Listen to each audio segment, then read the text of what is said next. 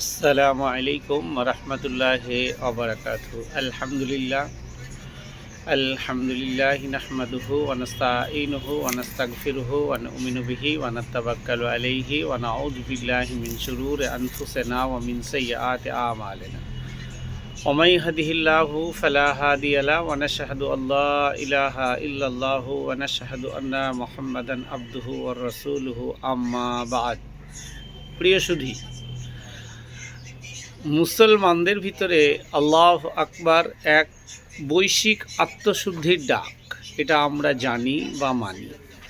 তো আল্লাহ আকবার মুসলিমরা প্রায় এই শব্দ দুটি উচ্চারণ করেন, তাসবিহ বা জিকির করেন, কিন্তু বাস্তবে এর রূপ কি, বাস্তবের অর্থ কি, বাস্তবের গন্ধ কি, এইসব বিষয়ে আমরা কতটুকু জানি।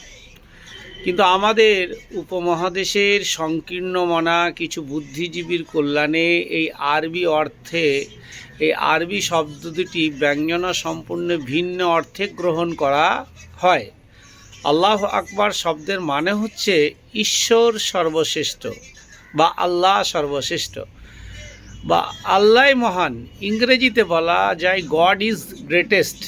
কিন্তু আল্লাহর সঙ্গে অন্য কারোর শরিক করা যাবে না, এটা আমরা জানি, মানি, বুঝি। তারপরেও কেউ কেউ বলে নিচ্ছি গড, কেউ কেউ বলে নিচ্ছি ঈশ্বর, কেউ কেউ বলে নিচ্ছি গ্রেটেস্ট, কেউ কেউ বলছি আরও অনেক কিছু। কিন্তু বাস্তব অর্থে আল্লাহ আকবার মুসলিমরা প্রায় এই শব্দ দুটি উচ্চারণ করে তাসবিহ সহকারে। কিন্তু আল্লাহ আকবার এই শব্দ দুটি হচ্ছে মুসলমানদের ওয়াই ক্রাই বা ওয়ার ক্যারি বা যুদ্ধের ডাক, যা পুরোপুরি ভুল অর্থে। কিন্তু আল্লাহ আকবার হচ্ছে ঈশ্বরের বন্দনা। কখনো ঈশ্বর আর আল্লাহ এক হতে পারে না।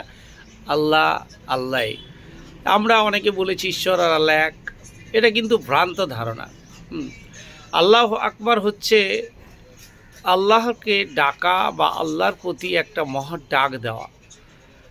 তো এই নিয়ে আপনাদের সামনে হালকা আলোচনা করব ইনশাআল্লাহুল আজিজ, যে আল্লাহ তাবারাক ওয়া তাআলা আল্লাহ চলমান কর্মব্যস্ত জীবনে আমরা প্রায় নিজেদের মূল উদ্দেশ্যে থেকে বিচ্যুত হয়ে পড়ি। আমাদের সমাজ এমন দুর্বিশ্ব কিছু কাজ করে চলে বা সাংস্কৃতিক চর্চার মধ্যে দিয়ে চলছে, যেখানে জীবনের প্রতিটি মুহূর্ত উৎপাদনশীল হতে হবে বলে মনে করেছি। কিন্তু এর অনেক কিছু শিখার বাকি রয়েছে। যেমন না হয় কেরিয়ার যুগে, না হয় অন্য কোনো কাজের ক্ষেত্রে, না হয় আপনার জীবনে প্রতিষ্ঠিত হওয়ার কাছে সামান্য একটা কিছু নিয়ে আল্লাহ তাবারাক ওয়া তাআলা বা আল্লাহ আকবার গভীরের তাৎপর্যতা কি, এই ব্যাপার নিয়ে একটু অনুভব করলে আপনি বুঝতে পারবেন। আমরা প্রায় ইতিবাচক চিন্তাভাবনার জন্য ইতিবাচক মন্ত্র পুনরাবৃত্তির কথা শুনি, কিন্তু আল্লাহ আকবার একটা জাগতিক মন্ত্রের চেয়েও অসীম ক্ষমতাশীল। আমরা কেবল আমাদের মনকে ইতিবাচক চিন্তা দিয়ে পূর্ণ নির্মাণ করছি না, বরং আমাদের নিজেদের চূড়ান্ত সত্যের সঙ্গে সারিবদ্ধ করছি। প্রতিবার যখন আপনি আল্লাহু আকবার বলেন, তখন আপনি আপনার পরিস্থিতিকে অতিক্রম করে যাওয়া একটি ঘোষণা দিচ্ছেন। আল্লাহ আপনার কেরিয়ারের উদ্বেগ থেকে মহান, আল্লাহ আপনার পারিবারিক সমস্যা ও চ্যালেঞ্জের চেয়ে মহান, আল্লাহ আপনার আর্থিক দুশ্চিন্তা থেকে অনেক বড়, আল্লাহ আপনার অনন্তহীন কাজের তালিকা ও ডেডলাইন থেকে অনেক মহান। এইসব ব্যাপারগুলো আপনাকে আগে মানতে হবে। এই সত্যকে এই বরকতময় দিনগুলোতে শতবার পুনরাবৃত্তি করলে এক গভীর পরিবর্তন আসে। আমরা কেবল আমাদের চ্যালেঞ্জগুলোর সঙ্গে মানিয়ে নিচ্ছি না, বরং সেগুলোর সঙ্গে আমাদের সম্পর্কের আমূল পুনর্গঠন করছি বলে মনে করি।